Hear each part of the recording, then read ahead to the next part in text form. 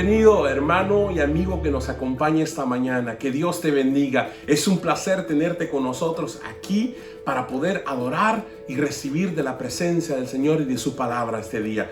Te voy a invitar a que me acompañes a leer la Biblia en el Salmo número 86, del versículo número 5 al versículo número 12. Salmo número 86, del versículo 5 al versículo 12. Dice la palabra del Señor, traducción al lenguaje actual.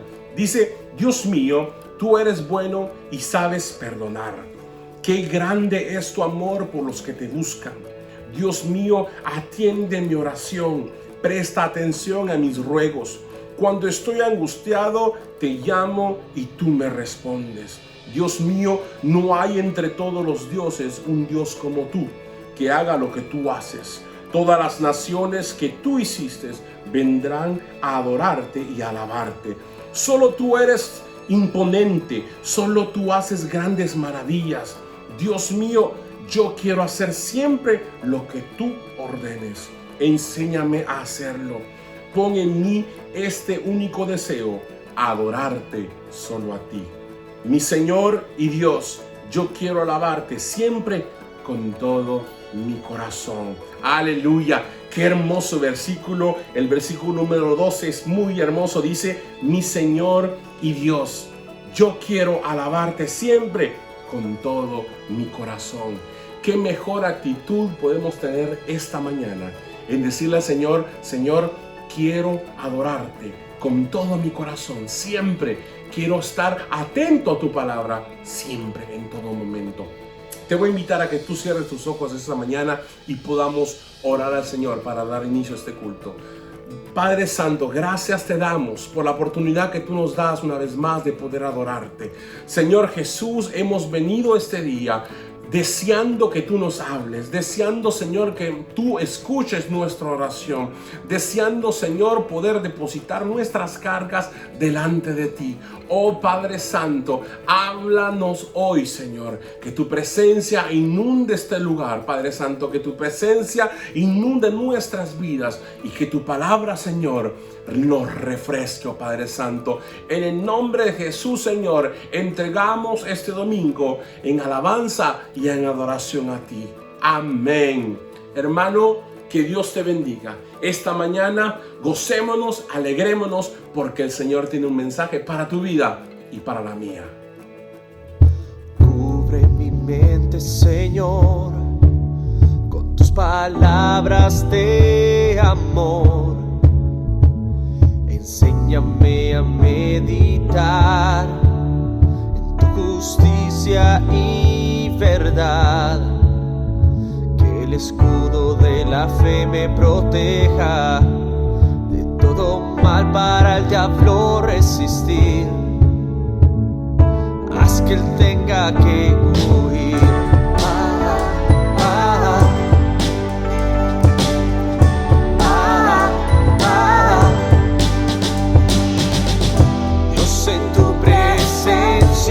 Quiero estar, tú eres el camino de verdad, solo en ti yo quiero hoy andar, sosténme en tu verdad. Quiero ser como tú, vestirme en santidad, actuar con rectitud, seguro en integridad. Quiero ser como tú, vestirme en santidad, actuar con rectitud, seguro en integridad, para llevar tu gloria, el evangelio de paz. Hermosos son los pies que anuncian la paz, que anuncian la paz. Cubre mi mente, Señor,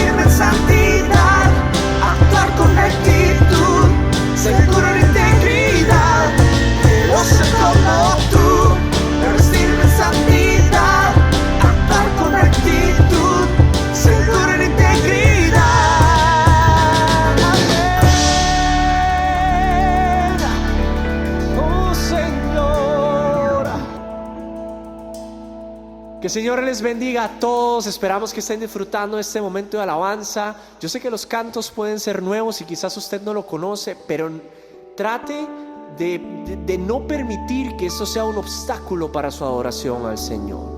La palabra dice que Él está buscando adoradores en espíritu y en verdad, adoradores que reconozcan el precio que Él pagó en la cruz, adoradores que reconozcan que Él tomó nuestro lugar en la cruz. Si usted no conoce estos cantos, lea la letra que viene abajo, pero adora al Señor con todo su corazón, adóralo con toda su mente, con todas sus fuerzas.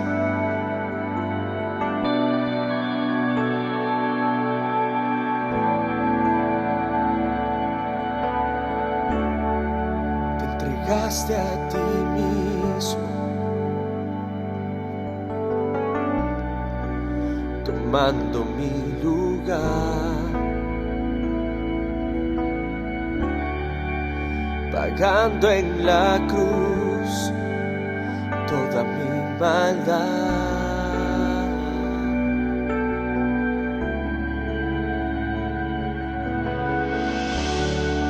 No dejaste de ser Dios, pero dejaste tu trono. Tú siendo rey fuiste siervo fiel.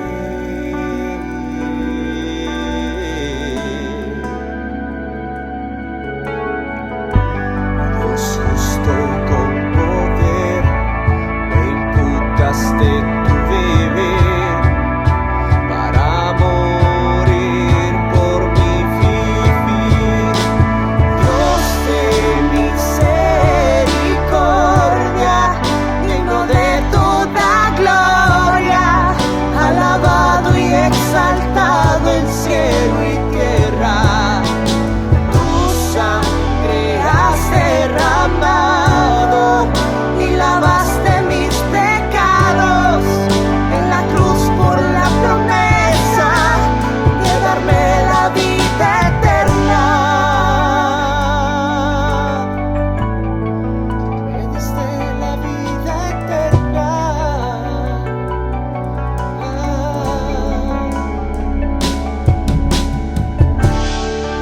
Te negaste a ti mismo,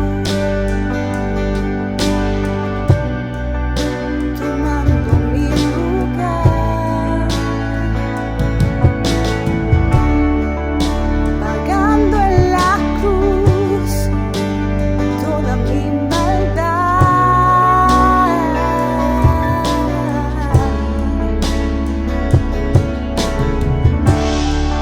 No dejaste de ser Dios, pero dejaste tu trono. Siendo rey fuiste siervo fiel.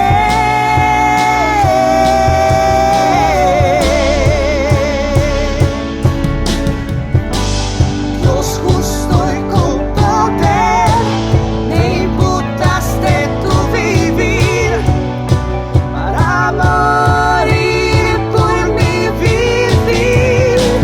Dios de misericordia, digno de toda gloria, alabado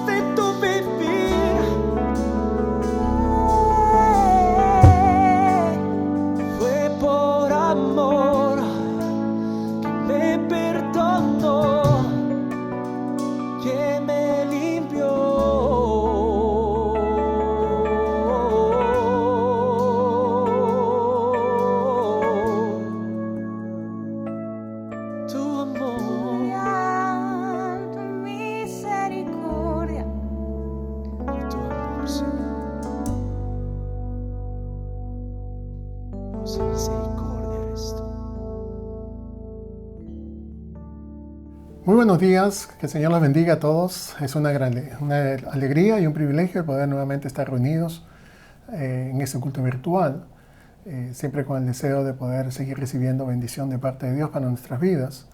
Y esto lo podemos nosotros lograr no solamente a través de los momentos de alabanza y oración que tenemos, sino también a través de la meditación de la palabra del Señor. Así que nuestra oración siempre será de que nuestras vidas sean bendecidas por cada una de las partes que nosotros llevamos a cabo en este culto virtual. Vamos a leer el Evangelio de Marcos, el capítulo 10, el cual estamos analizando, y vamos a leer del versículo 17 al 22, que serán los versículos que van a ser la base de nuestra reflexión el día de hoy. Dice de la siguiente manera, Marcos capítulo 10, versículo 17 al 22.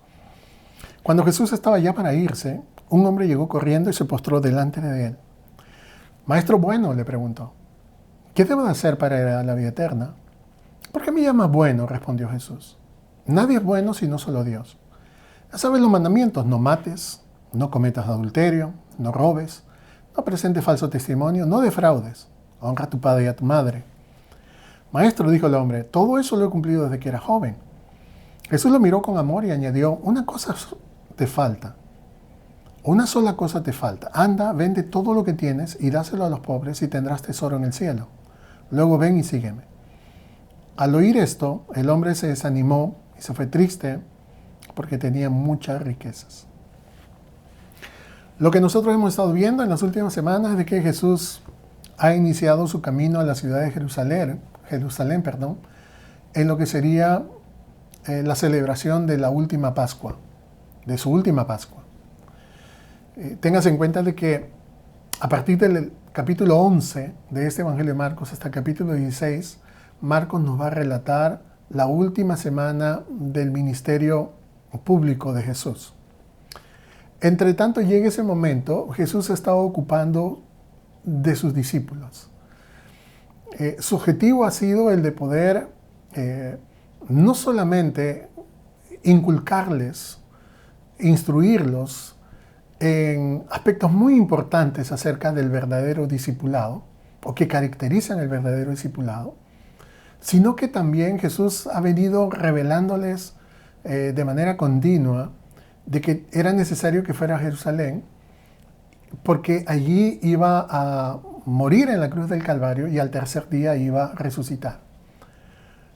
Por lo que nosotros vemos desde el capítulo 8, el versículo 31, hasta el final de este capítulo 10, es de que los discípulos tienen mucha dificultad para poder entender las palabras de Jesús. Ya lo hemos visto con anterioridad, pero nosotros podemos percibir a la lectura de estos capítulos y de estos pasajes de que realmente no entienden a cabalidad lo que Jesús les está enseñando, lo que Jesús quiere decirle. Gracias a Dios por la palabra del Señor sabemos de que más adelante ellos van a entender muchas de las verdades que Jesús les decía, pero ya lo digo, es un momento en el cual difícilmente ellos pueden captar las verdades que Jesús les quiere transmitir. Ahora, los versículos que nosotros hemos analizado, es decir, el contexto inmediato de este pasaje es muy útil y muy importante para poder entender lo que ocurre en el relato del día de hoy.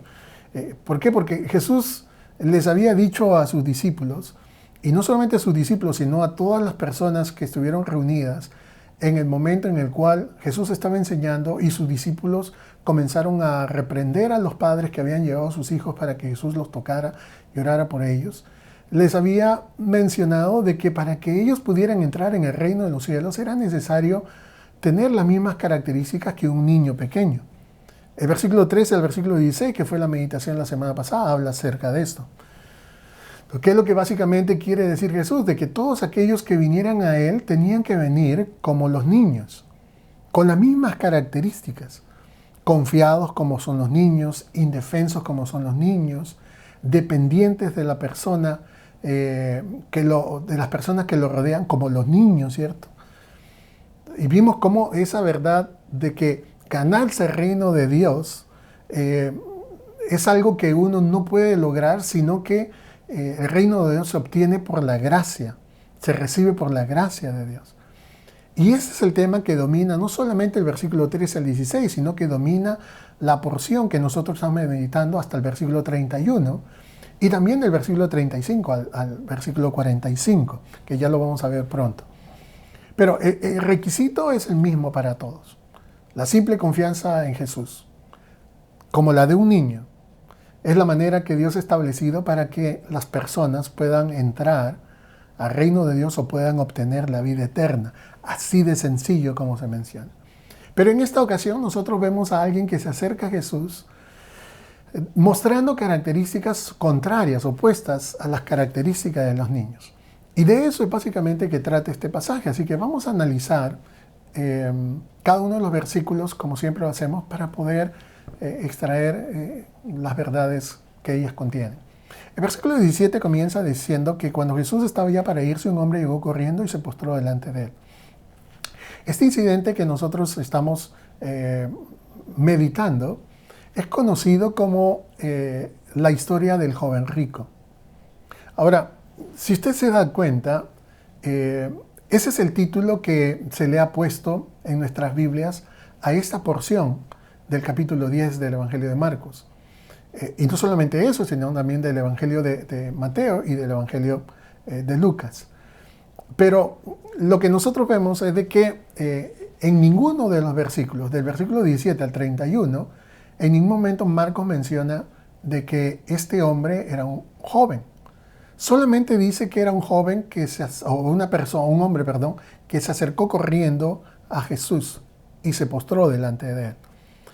Como ya lo hemos estudiado, o ya lo hemos venido diciendo, 3 de los evangelios se encargan de relatar en muchas ocasiones los mismos incidentes. Y lo interesante es de que cada uno de ellos añade algún detalle que completa el cuadro de la historia que nosotros de las historias que hemos venido analizando. Es lo mismo ocurre en este momento. Por ejemplo, los 3 evangelios sinópticos, es decir, el evangelio de Mateo, Marcos y Lucas, hacen referencia de que este hombre era una persona rica, que tenía mucho dinero, era una persona opulenta, ¿cierto? O sea, que tenía mucha riqueza, muchos bienes. Solamente el Evangelio de Mateo menciona de que era un joven. Y el Evangelio de Lucas menciona de que era un principal dentro de la sociedad judía. ¿Qué quiere decir esto? De que Mateo hace referencia a su edad, la cual podría estar entre los 30 años, quizás era contemporáneo de Jesús. Y esto lo vemos también en el hecho de que Lucas menciona que era un principal dentro de la cultura judía, y eso significa de que a partir de los 30 años podía él tomar alguna posición importante dentro de la sociedad. Entonces vemos que más o menos esa es la edad que él tenía. Era un joven rico y era al mismo tiempo influyente. Sin embargo, el Evangelio de Marcos es el único que se encarga de poder darnos algunos detalles que no encontramos en los 2 evangelios, en el Evangelio de Mateo y en el Evangelio de Lucas. En primer lugar, porque solamente Marcos menciona de que este joven se acercó corriendo y se arrodilló delante del Señor. Otro detalle es de que solamente el Evangelio de Marcos menciona el amor que Cristo sintió cuando miró a este joven, que ya lo vamos a ver en unos minutos. Y en tercer lugar, porque solamente Marcos hace referencia a las expresiones de asombro que hubieron los discípulos cuando escucharon hablar a Jesús acerca de los peligros espirituales de las riquezas materiales. Entonces son 3 detalles que no encontramos en los otros evangelios. Pero vayamos rápidamente a este pasaje. El pasaje dice de que este hombre llegó corriendo y se arrodilló o se postró delante del Señor. ¿Por qué lo hizo de esta manera? Porque muy probablemente él pensaba que esa sería la última oportunidad de hablar con ese hombre cuyas enseñanzas no se parecían a ninguna otra enseñanza que él había escuchado. Diciendo esto, puedo pensar, o podemos pensar de que muy probablemente él fue uno de los testigos una de las personas que estuvieron escuchando las palabras de Jesús en el momento que Jesús reprendió a sus discípulos por maltratar a esos padres y a esos niños, impidiéndoles que se acercaran a Él, y escuchando también como Jesús decía de que era importante que aquel que quisiera entrar al reino de Dios tuviera las características que tienen los niños pequeños.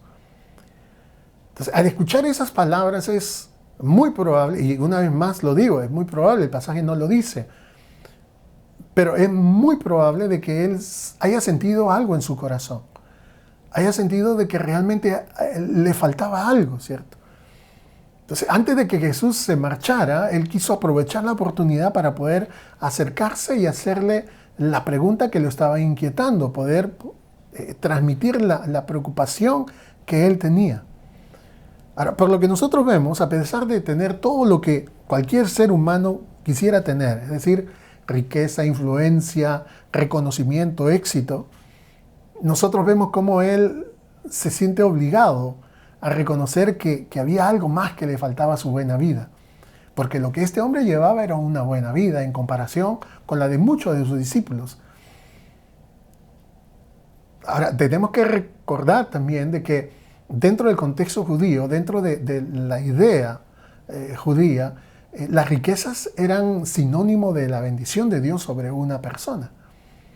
Pero una vez más, vemos a este joven que tiene muchos bienes, es un joven muy influyente, que tiene reconocimiento, que tiene éxito, pero que siente que hay algo que falta, que probablemente ha escuchado la enseñanza de Jesús o ha escuchado acerca de Jesús y tiene una inquietud y quiere transmitírsela al Señor.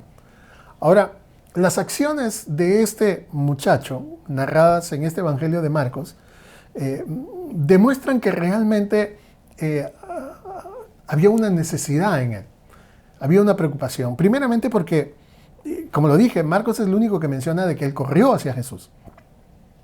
Y corrió porque él consideraba que era muy urgente e importante que Jesús le respondiera la pregunta que lo estaba inquietando.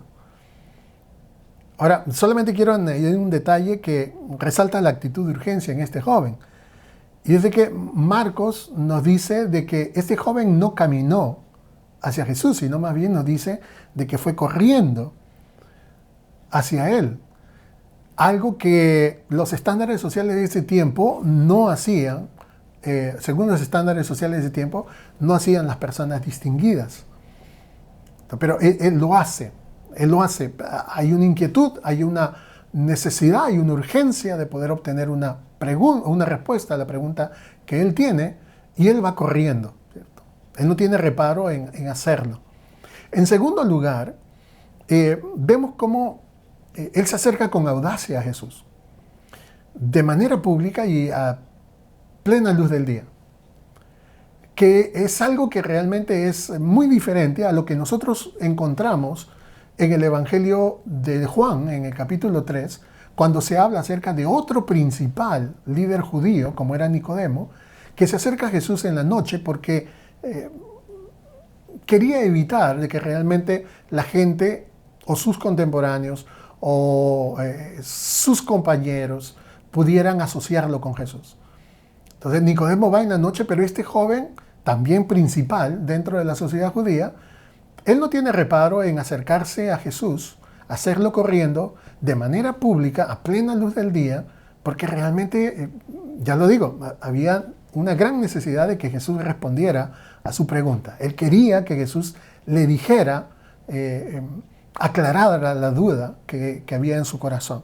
Y en tercer lugar, él se arrodilla reconociendo a Jesús como un rabino distinguido, lo cual arrodillarse era un homenaje reservado solamente a los grandes maestros de la ley. O sea que él reconoce que Jesús tiene algo especial y es por eso que actúa de esa manera.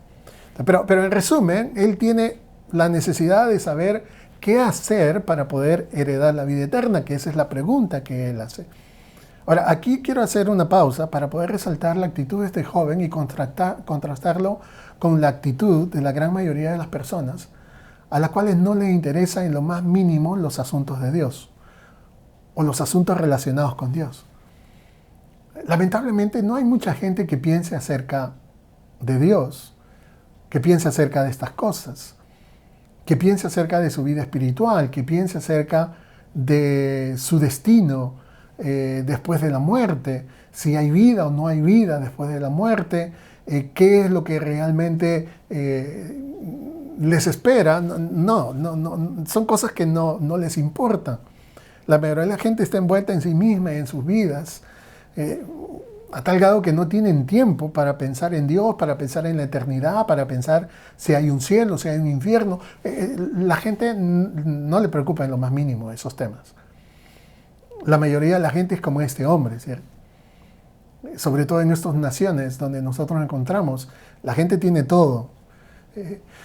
Vivimos en un país que es considerado como económicamente rico. Tenemos muchas cosas materiales. Y en medio de ese materialismo, los pensamientos de las personas casi nunca se dirigen a los asuntos de Dios. O sea que en un orden de prioridades, Dios está en el último lugar, ¿cierto? Lo más triste de todo es que a pesar de vivir en una sociedad muy sofisticada e intelectualmente avanzada, la gente todavía no conoce la respuesta a esta pregunta básica e importante para todo ser humano, y que tiene que ver con el cómo obtener la vida eterna. El hombre puede tener mucho conocimiento en el campo de la ciencia, en el campo de la tecnología, en el campo del saber humano, pero no sabe cómo obtener la vida eterna, a pesar de que tiene muchas otras cosas. Es lo que nosotros vemos. Y como lo dije, lo más triste es que ni siquiera se preocupan por querer saber, por querer conocer. Por lo menos a este joven tenemos que darle... o tenemos que reconocer que él se preocupó por su alma. Ahora, la gran pregunta que tenemos que hacer es que si es que nosotros también nos preocupamos por nuestra alma. Porque si no lo estamos haciendo, deberíamos de hacerlo. Pero regresando al pasaje, vemos cómo este hombre hizo o dice algo que prácticamente no tenía lugar en el judaísmo de esa época. El versículo nos dice de que él se acerca a Jesús y le dice: Maestro bueno, ¿qué debo de hacer para heredar la vida eterna? Y lo que está haciendo en este momento este joven es llamar a Jesús, no solamente como un maestro, reconocerlo como un maestro, sino también decirle de que él era bueno. Ahora, en primer lugar, este título nunca se aplicaba a los rabinos en la época de Jesús, porque eso implicaba la ausencia de pecado, y no solamente eso, sino también implicaba una bondad absoluta, que era algo que ningún rabino quería atribuirse sin correr el riesgo de ser lapidado, ¿cierto?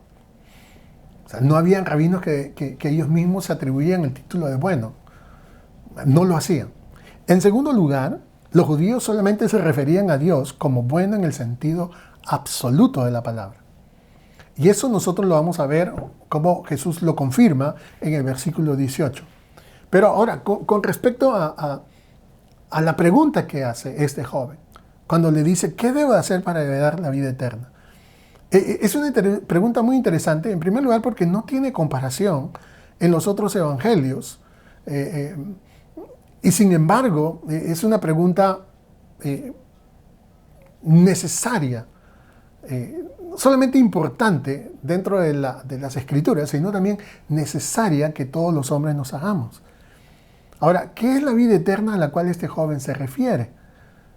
¿A qué hace referencia? ¿Hace referencia a solamente el vivir eternamente o hace referencia a algo más? En este pasaje del Evangelio de Marcos, el versículo 10, del versículo 17 al 31, nosotros vemos cómo Jesús responde, o Jesús nos hace ver cuál es la definición de la vida eterna, haciendo referencia a algunas frases que nosotros probablemente conocemos, pero que todas de ellas mencionan lo mismo. Por ejemplo, en el versículo 23 y en el versículo 25, Jesús se refiere a la vida eterna como entrar en el reino de Dios. En el versículo 21 de este capítulo 10, Jesús se refiere a la vida eterna como tener un tesoro en el cielo. Y en el versículo 30 de este mismo capítulo 10, Jesús se refiere a la vida eterna como disfrutar de la edad o del siglo venidero. De la edad, esa es la traducción que ha tomado la Nueva Versión Internacional, y del siglo venidero es la traducción que nosotros conocemos de la Reina Valera del año 1960. Pero ¿qué es lo que significa esto? ¿Qué es lo que quiere dar a entender Jesús? Eso significa que la vida eterna a la cual este joven se refiere, en primer lugar hace referencia a la vida de Dios. La vida eterna como la vida de Dios, y la vida eterna también como la vida con Dios. Y aquí es muy importante que nosotros podamos destacar el hecho de que es un privilegio ser miembro del reino de Dios. Y es algo que solamente puede ser recibido por la fe, y con la fe y la confianza de un niño pequeño. Así como Jesús lo mencionó en los versículos 13 al 16 de este mismo capítulo 10. Entonces uno puede solamente heredar la vida eterna, entrar en el reino de Dios, tener un tesoro en el cielo, disfrutar de la edad o del siglo venidero, solamente si uno se acerca a Jesús con la confianza y la dependencia de que realmente Él es la única respuesta a nuestro problema, ¿cierto? Ahora, hay un problema que nosotros encontramos en la manera de pensar que tenía este joven y que se ve reflejado claramente en la pregunta que él hace.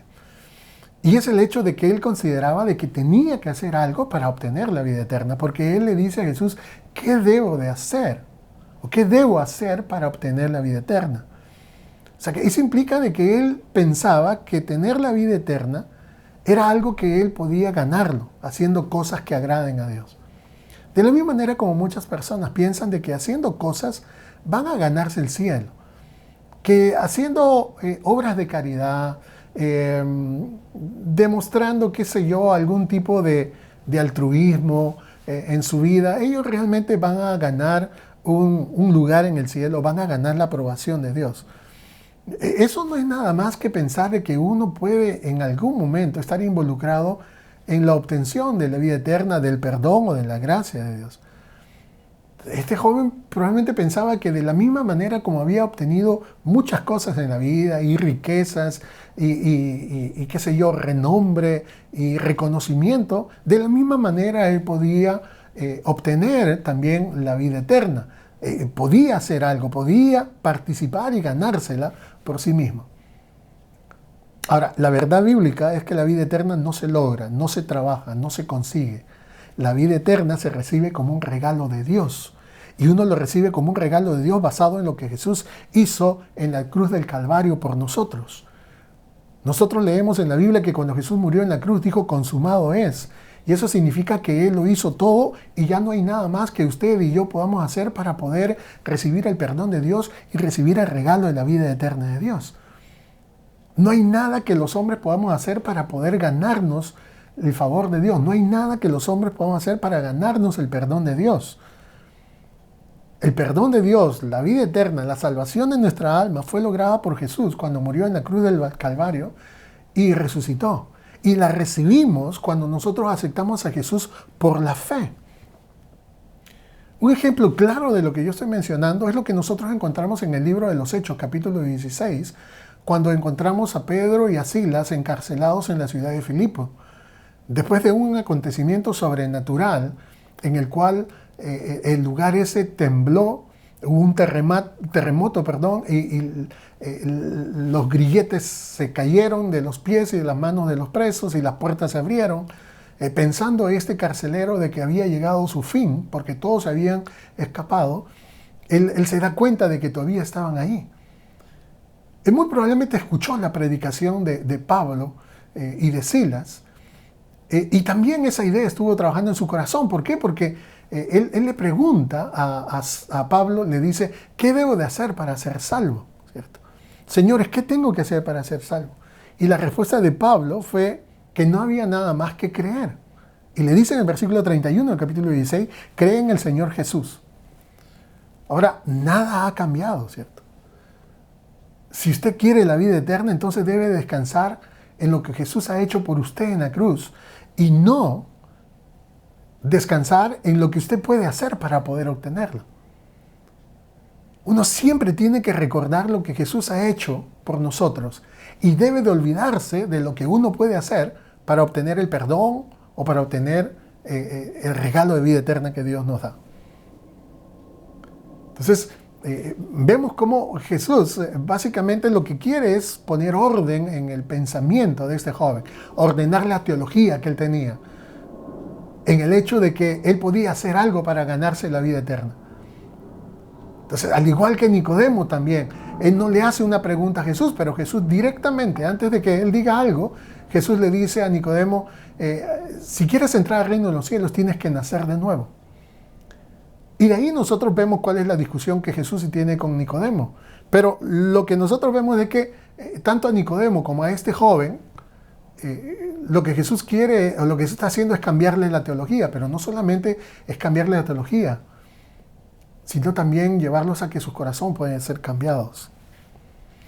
Entonces, el versículo 18 dice, Jesús le dice a este joven, ¿por qué me llamas bueno? Nadie es bueno sino solo Dios. Ahora, muchos se han preguntado por qué Jesús le dijo a este joven, ¿por qué me llamas bueno? Entonces, ¿acaso este joven cree que Jesús es un hombre moral y espiritualmente bueno?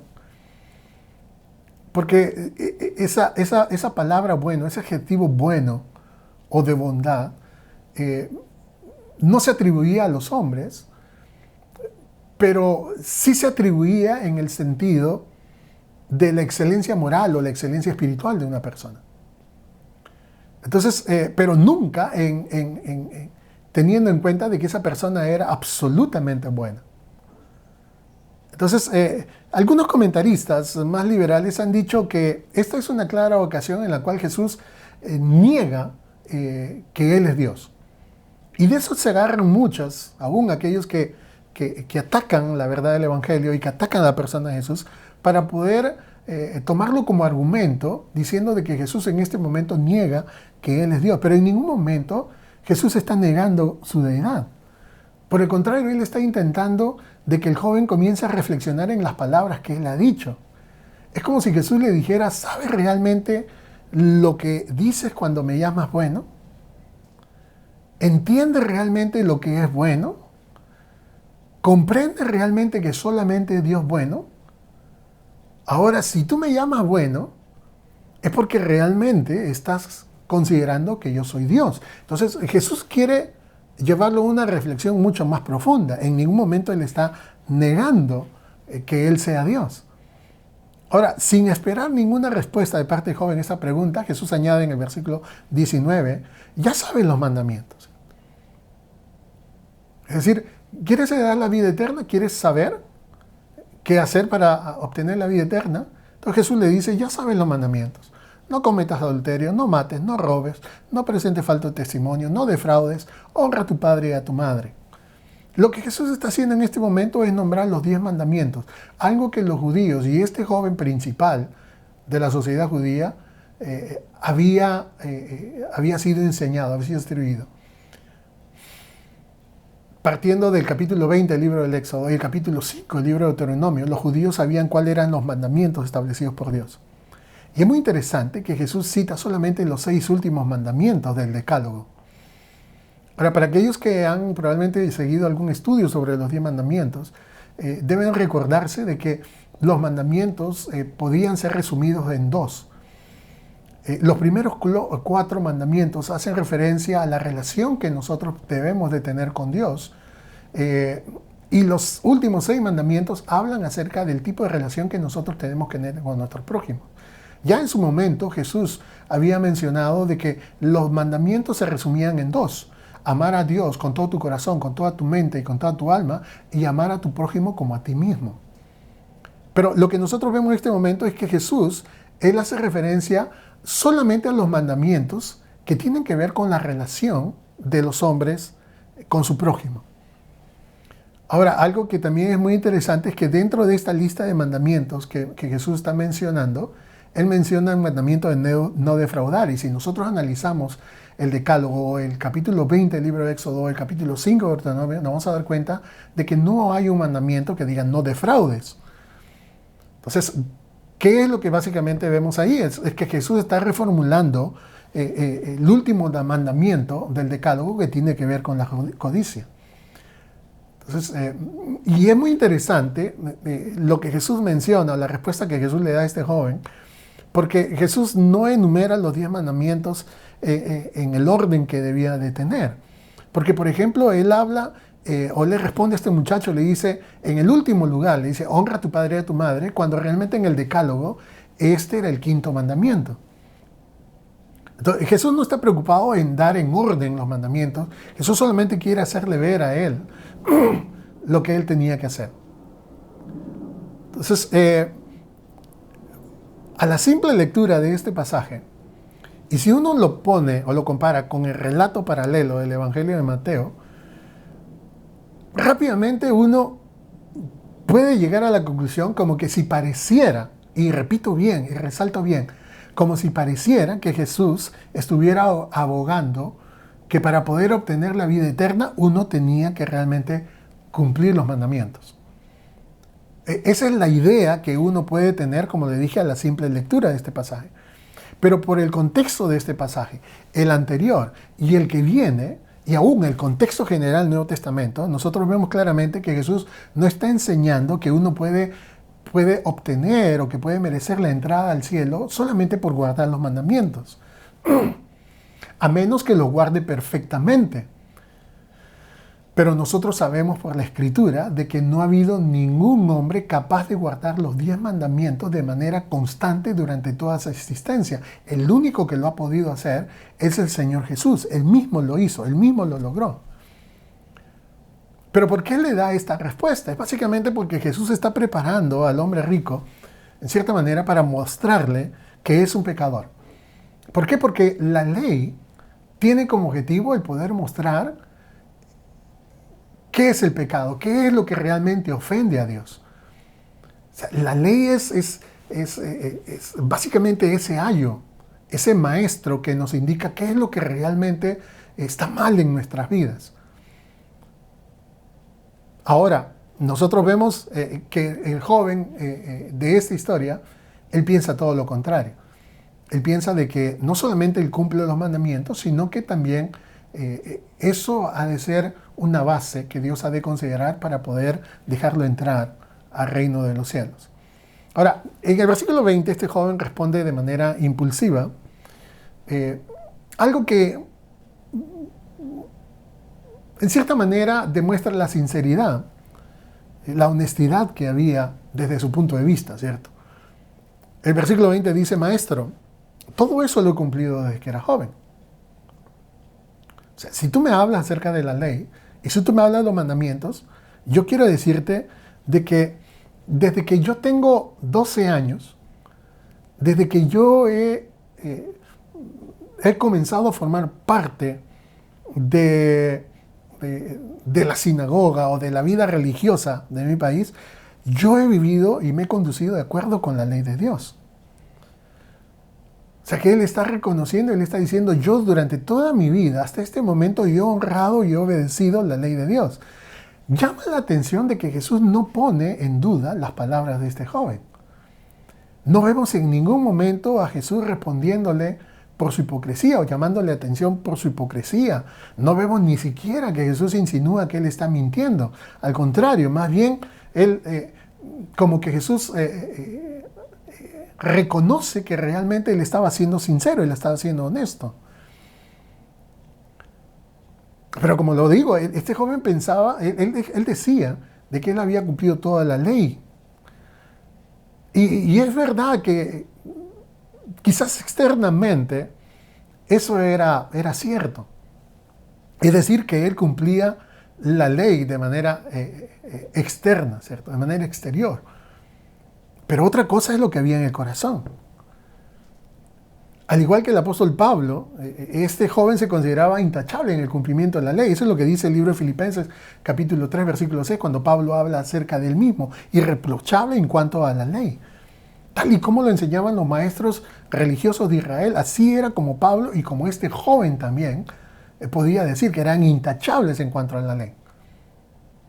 Ahora, con este historial impecable, lo que no sabía este joven es de que Jesús siempre va al corazón de la cuestión. Y tiene que ver con el hecho de que el problema del corazón, o el problema de los hombres, radica en su corazón. Y eso nosotros lo vamos a ver, o sea, Jesús lo revela de manera muy gráfica en los pasajes que vienen, por la respuesta por la reacción que tiene este muchacho, ¿cierto?, a las palabras de Jesús. Ahora, su fracaso en cumplir con lo que Jesús le va a pedir en el versículo 21 revela que este joven no estaba listo para ser verdaderamente salvo. ¿Por qué? Porque él amaba más al dinero que a Dios. El versículo 21 dice, Jesús lo miró con amor y añadió, una sola cosa te falta, anda, vende todo lo que tienes y dáselo a los pobres, y tendrás tesoro en el cielo. Luego ven y sígueme.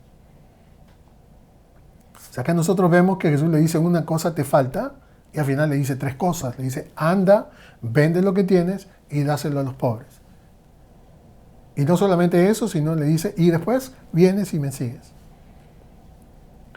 Y acá, en la primera parte de este versículo 21, nosotros vemos cómo Jesús reconoce la sinceridad y la seriedad que había en este joven. ¿Por qué? Porque dice de que lo miró con amor. O sea, que Jesús se sintió conmovido porque frente a él estaba una persona que con todo su esfuerzo y de manera honesta y de manera sincera había tratado de poder agradar a Dios. Había tratado de poder vivir una vida irreprochable, una vida intachable delante de Dios. Ya lo digo, Jesús nunca o en ningún momento le hace mención de su hipocresía y le dice, eres un hipócrita.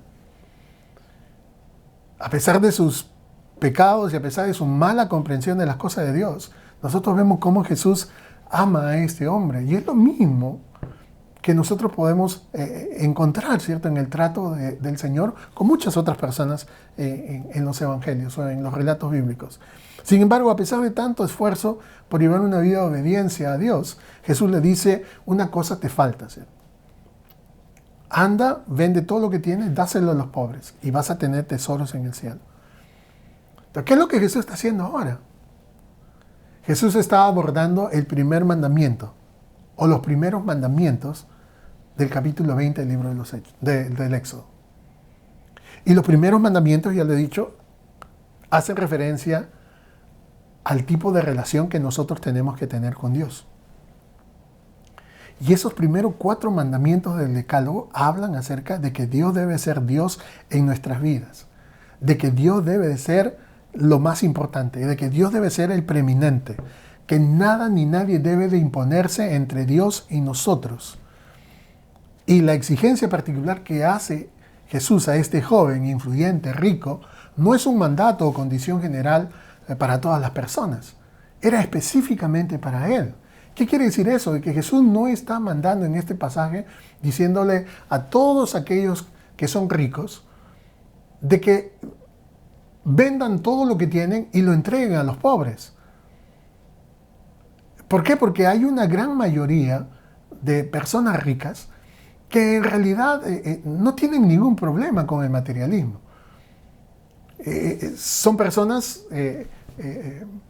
que pueden tener otros valores, que su problema no sea eso, no sea el materialismo, no sea el apego al dinero, no sea una búsqueda constante del éxito y de poder obtener más y más y más. No tienen eso, pero en el caso de este joven era específicamente para él. ¿Por qué? Porque su riqueza, sus bienes, su vida de éxito ocupaba el lugar que solamente Dios debía tener en su vida. O sea que ese era su ídolo, ese era su Dios, su riqueza, sus bienes, sus posesiones. Puede que haya obedecido relativamente los mandamientos que había establecido Moisés en el Antiguo Testamento y que se refieren a las relaciones entre los hombres, pero vivía en desobediencia, en pecado e idolatría cuando se trataba del primer y fundamental mandamiento, cuando Dios dijo, no tendrás otros dioses delante de mí. Ahora, nosotros sabemos por el libro de Santiago de que aquel que dice que cumple toda la ley, pero falla en uno de los mandamientos, ha fallado en toda. Pero este hombre estaba fallando en el mandamiento más importante. y que era amar a Dios con todo su corazón, con toda su mente, con toda su alma, con todas sus fuerzas. Tristemente, él no logró aplicar a su vida un aspecto crucial que Jesús le presenta sobre quién debía ser el primero en su corazón. Y lo que hace a continuación el Señor Jesús es básicamente ofrecerse a él como un sustituto de la riqueza. Porque Jesús le dice, mira, una cosa te falta. Anda y todas las cosas que tú tienes, todas las riquezas que tú tienes, véndelas, deshazte de ellos, despójate de ellos. Ven a mí como un niño que no tiene nada que dar, nada que ofrecer. Despójate dáselo a los pobres, ya que tanto dices que los amas, ya que tanto dices de que has cumplido los mandamientos que hacen referencia a la relación que uno debe tener con ellos, ya que tanto tú te has esforzado en cumplirlo. Entonces, dáselo a tu prójimo y dáselo a los más pobres. Y en lugar de eso le dice Jesús, y algo más te voy a decir, si tú haces eso, yo me voy a ofrecer como sustituto.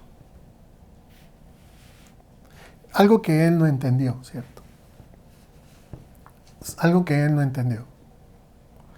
Nosotros los creyentes sabemos que la perla de gran precio que hemos hallado en nuestras vidas es Cristo. Que lo más hermoso que nosotros tenemos bajo del cielo es a Jesús. Que nosotros hemos hallado a nuestro Señor y hemos llegado a reconocerlo como lo más importante en nuestras vidas. Para nosotros Él es la rosa de Sarón, Él es el lirio de los valles, Él es el alfa, Él es el omega, Él es el principio, el fin. Él es la roca eterna, Él es la torre fuerte, Él es nuestro consejero, Él es admirable, Él es Dios eterno, Él es príncipe de paz. Nosotros los que somos creyentes sabemos quién es Jesús y sabemos que Él es lo primero para nosotros. Y sabemos que nosotros podemos carecer de todas las cosas que este mundo nos puede ofrecer, pero si tenemos a Cristo en nuestros corazones, lo tenemos todo. Entonces, es muy importante que nosotros tengamos, ¿cierto? Esa idea. Ahora, la llamada al discipulado, que es un tema muy importante que nosotros estamos viendo desde el capítulo 8 hasta el capítulo 10, ese capítulo del Evangelio de Marcos, es una llamada a la confianza y al compromiso radical con Jesús. ¿Por qué? Porque Jesús desafía al joven, como nos desafía a cada uno de nosotros, a dejar de lado todo obstáculo para poder seguirlo a Él. O sea, el versículo debe leerse como un todo. Él no podía amar su riqueza de manera suprema y amar a Dios de manera suprema. ¿Por qué? Porque una cosa forzosamente va a excluir a la otra. Al oír esto, dice el versículo 22, este hombre se desanimó y se fue triste porque tenía muchas riquezas. Y fíjense que mientras que el versículo 21 nos muestra un lado muy conmovedor y muy tierno en la Biblia, cuando dice que Jesús, a pesar de sus pecados y a pesar de su falta de comprensión de este joven, lo amó. El versículo 22 es uno de los más trágicos que nosotros podemos encontrar en la Biblia también. Porque es trágico el final de la conversión que tuvo este hombre con Jesús. ¿Por qué? Porque dice este pasaje que se desanimó. Quiere decir que la tristeza se apoderó de él. Y la palabra que es utilizada para poder definir tristeza hace referencia a como que una nube, ¿cierto?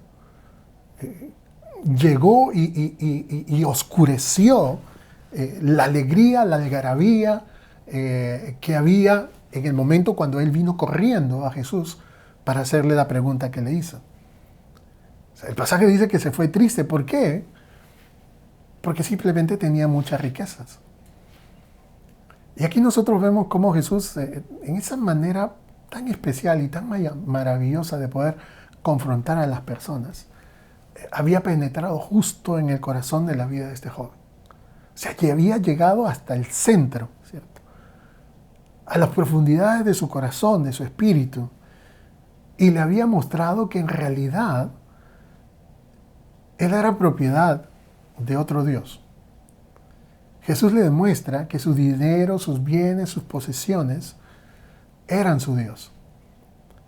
Por más que él hubiese guardado los mandamientos y por más que le hubiese dicho a Dios desde niño, he cumplido, he hecho las cosas tal y como se me ha pedido, había un problema en su corazón.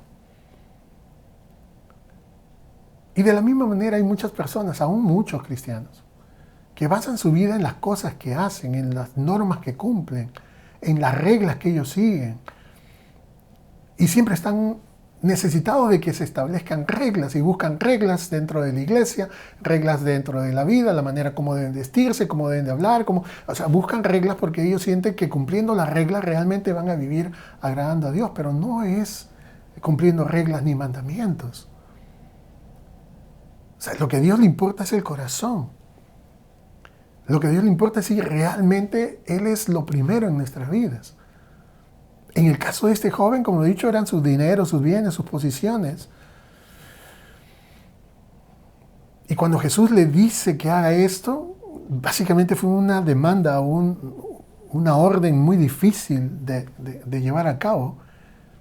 Y que al final nosotros encontramos la respuesta con un no, ¿cierto? ¿Por qué? Porque la prioridad del joven principal, rico, era su dinero y no era el Señor. Entonces, ¿qué es lo que vemos? Que hizo una pregunta correcta, recibió la respuesta correcta, pero terminó reaccionando de la manera equivocada. Llegó corriendo a Jesús, alegre, pero se alejó de Jesús afligido. Vino con un rostro y una actitud alegre, pero después de que Jesús lo confrontó a su realidad, se terminó yendo con un rostro y con una actitud diferente. Al final ocurrió lo que le ocurre a muchas personas que van a las iglesias, a los locales de iglesia, y es de que llegan al local y regresan a sus casas tal y como ellos han llegado, ¿cierto? Nada ha cambiado en sus vidas, solamente han recibido una hora de religión, solamente han recibido una hora de buenos consejos, de buena enseñanza, y se van reconociendo y se van aplaudiendo y se van contentos porque han escuchado algo de la palabra de Dios. Ya su corazón ha sido apaciguado por un buen consejo, por un buen tiempo de música cristiana y de conferencia o de charla cristiana. Pero regresa el día lunes o pasa el día lunes, el martes, el miércoles y siguen siendo las mismas personas. Entonces el joven vino entusiasmado y se fue peor de lo que vino. No solamente eso, sino que se fue con su juventud, se fue con su riqueza, se fue con su influencia, se fue con su religión, se fue con su moralidad. Así es como vino y así es como Jesús lo dejó ir. Siguió siendo rico, pero se fue sin la vida eterna. Lamentablemente se fue como vino, como un incrédulo, ¿cierto? Ahora, algo que he mencionado y que me gustaría poder resaltar es de que he dicho de que Jesús lo dejó ir. La pregunta que yo me hacía al analizar este pasaje es, si este pasaje dice de que Jesús lo amaba, ¿por qué no lo llamó de nuevo, cierto? ¿Por qué no hizo Jesús el esfuerzo si realmente dentro de los judíos este era, entre comillas, un buen judío? ¿Por qué Jesús no quiso darle otra oportunidad? ¿Por qué Jesús no le encontró un lugar entre sus discípulos que fuera un poco menos exigente, un poco más fácil o menos radical? ¿Por qué Jesús no hizo algo, cierto? La respuesta es muy sencilla, porque Jesús no acepta ese tipo de compromiso con Él. No hay otra manera, no hay otra forma, no hay otra fórmula para ser un verdadero discípulo del Señor. O Él está en nuestras vidas, o Él es todo en nuestras vidas, o simplemente no es nada. Y este joven se enfrentó a esa elección, al igual que nosotros. Porque en nuestro caso puede ser que no seamos ricos económicamente y no tengamos tantos bienes, tantas riquezas, ni tampoco seamos personas influyentes, reconocidas, personas de éxito. Pero puede ser que sean otros nuestros problemas. Puede ser el pecado, puede ser el placer, puede ser la familia, pueden ser los amigos, puede ser nuestra independencia, puede ser nuestro trabajo, puede ser nuestra carrera, pueden ser muchas cosas, ¿cierto? Si nosotros queremos perseguir eso, si nosotros queremos abocarnos a eso, tengan la seguridad de que Jesús nos va a dejar hacerlo. Jesús lo va a dejar hacer, ¿cierto? Sin embargo, antes de que usted decida, hay una pregunta que se impone y que todos nos deberíamos hacer. ¿Es que vale la pena obtener todas las cosas que puede ofrecer este mundo y perder nuestra alma? Jesús lo dijo en Mateo capítulo 10, versículo 39, el que se aferre a su propia vida, la va a perder. El que ame más su vida, la va a perder. Y dice, y el que renuncia a su propia vida por mi causa, entonces la va a encontrar. O sea que Jesús está diciendo todo lo opuesto que este mundo nos dice, ¿cierto? Porque básicamente este mundo nos enseña que para poder ser alguien uno tiene que ganar. O sea, solamente los ganadores. Este mundo pertenece a los ganadores, a los vencedores. A los que, sin importar sobre quiénes pasan y a quiénes pisotean, obtienen lo que se han propuesto. Pero en la economía de Dios, en el pensamiento de Dios, dentro de los principios de Dios, desde la perspectiva de Dios, no son los ganadores los que realmente son mejores, sino son aquellos que pierden, los perdedores. Por eso que Jesús dice que si uno pierde su vida por causa de Él, entonces va a ganar, va a encontrarla, va a hallar la verdadera felicidad. Y en realidad no hay nada que valga la pena como para que nosotros canjemos o cambiemos nuestra alma por ella. Ahora, por lo que nosotros sabemos, no existe ningún registro de este hombre después de este día. O sea que la Biblia no habla acerca de qué es lo que ocurrió, ¿cierto? Pero vamos a suponer que tuvo una vida larga, que ese hombre tuvo una vida larga, que siguió disfrutando de sus riquezas, pero que en algún momento de su vida llegó el día en el cual la juventud comenzó a desaparecer, como es lo propio en cada ser humano. Y la manera como disfrutaba su dinero y cómo disfrutaba su éxito y cómo disfrutaba de su reconocimiento, de su fama, fue menguando, ¿cierto? Toda la riqueza que él había acumulado no podía ayudarlo en esa dura y para muchos triste realidad que es la de ir envejeciendo, o que es cada día acercándose más al momento de su muerte. Ahora, por más que él tuviera todo el dinero que él tuviera y todos los bienes que él tuviera, eso de nada le servía para poder añadir ni un minuto, ni un segundo más de tiempo a su vida, ¿cierto? Y es muy probable que en su lecho de muerte quizás él comenzó a recordar la conversación que un tiempo atrás tuvo con Jesús, que es la conversación que nosotros hemos leído. Y al cerrar los ojos se encontró con que realmente había llegado a la vida eterna. Pero una vida eterna diferente de aquella que Jesús predicaba y ofrecía. Una vida eterna alejado de Dios, eternamente perdido. Y todo eso solo por su preferencia a seguir con su estilo de vida y no darle a Dios el primer lugar de su vida. ¿Cuán serio es este problema que nosotros vemos? ¿Y cuán común es? Por eso que nosotros en este pasaje debemos de aprender de que realmente para nuestra vida lo primero tiene que ser Dios.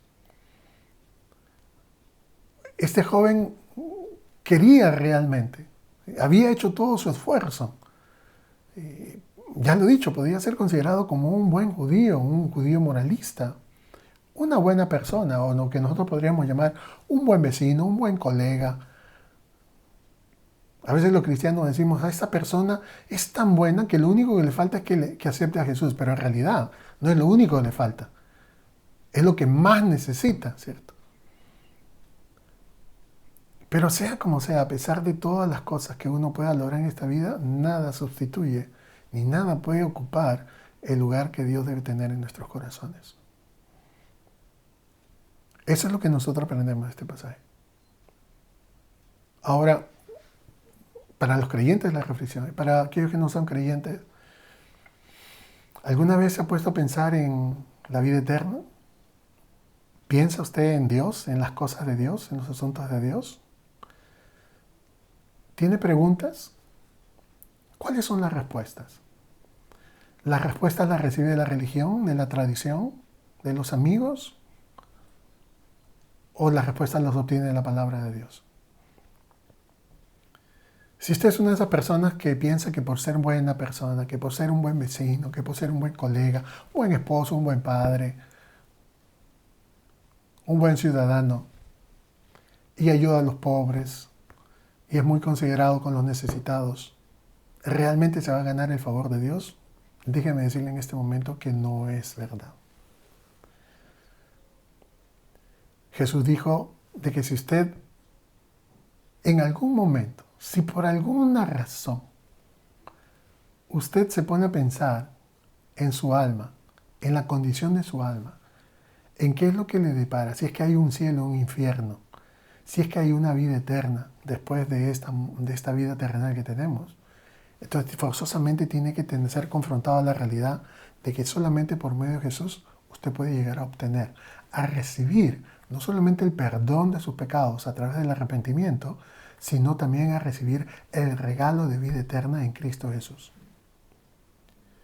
Es por eso que Jesús, o la Biblia dice, de que no hay bajo el cielo otro nombre por el cual uno pueda ser salvo, sino solamente el nombre de Jesús. Es por eso que Jesús dijo, yo soy el camino, yo soy la verdad, yo soy la vida.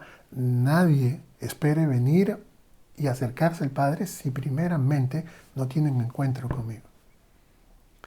Entonces no tienes que hacer nada para poder obtener el perdón de Dios. No tienes que hacer nada para poder obtener el regalo de Dios, que es la vida eterna. Lo único que tienes que hacer es creer en Jesús. Es aceptarlo como tu Señor y Salvador. Y eso es algo que puedes hacer el día de hoy. Vamos a orar. Señor, te damos gracias en esta mañana por esta reflexión, esta palabra que hemos recibido, por el relato que nos lleva, Señor, a poder entender cuán importante es que, en primer lugar, nosotros podamos considerarte en el primer lugar en nuestras vidas. Que en pocas oportunidades es algo que ocurre. Lo hemos mencionado, Señor, que lamentablemente son muy pocas las personas que se detienen a pensar en los temas o en los asuntos relacionados contigo. Muy pocas personas le prestan atención a la condición de su alma, de su corazón. Están muy preocupados por lo exterior, por lo que visten, por lo que comen, por lo que van a hacer, por lo que van a obtener, por sus riquezas, por sus bienes, por sus logros, por el éxito, por la fama, por el reconocimiento. Y tristemente no le prestan atención a la condición de su corazón. También es verdad que en muchas oportunidades, en medio de las dificultades, en medio de las pruebas, como en estos momentos que estamos viviendo, en los cuales muchos están viendo de cerca la muerte de familiares, de seres queridos, llegarán probablemente a preguntarse ¿de qué sirve todo eso? ¿Por qué las cosas ocurren como se dan? En esos momentos de reflexión yo te pido que tú hables a sus vidas y que les recuerdes esta verdad que hemos mencionado, Señor. Que a pesar de tener muchas cosas, lo más importante que una persona puede obtener en esta vida es el perdón de sus pecados y ese regalo de vida eterna. Oh Dios, habla a los corazones, ministra y que puedan llegar a conocerte como su único Señor, como su único Salvador. Oh Dios, te pido por aquellos hombres y mujeres que ya te conocen, que son hijos tuyos y que están muy abocados a poder vivir una vida moral, una vida cumpliendo mandamientos, cumpliendo reglas, haciendo las cosas de manera automática, mecánica, porque ya lo han aprendido durante muchos años, pero que su corazón realmente se ha alejado de ti, o han dejado marchitarse o secarse o desaparecer el fuego de tu presencia en sus vidas. Dios, yo te pido que tú obres en nuestros corazones, que a pesar de las dificultades y situaciones que vivamos, tú siempre debes de ser lo primero en nuestras vidas. Que en nosotros, de manera figurativa, hay un trono, y en ese trono solamente tú debes de estar sentado. Líbranos, Señor, de olvidarnos que tú eres lo primero y lo último, y que podamos nosotros siempre poder seguir adelante fieles, comprometidos contigo. En el nombre de Jesús te lo pedimos y te damos muchas gracias. Amén. Amén. Que el Señor los bendiga y que tengan una buena semana. Hasta pronto. Amén.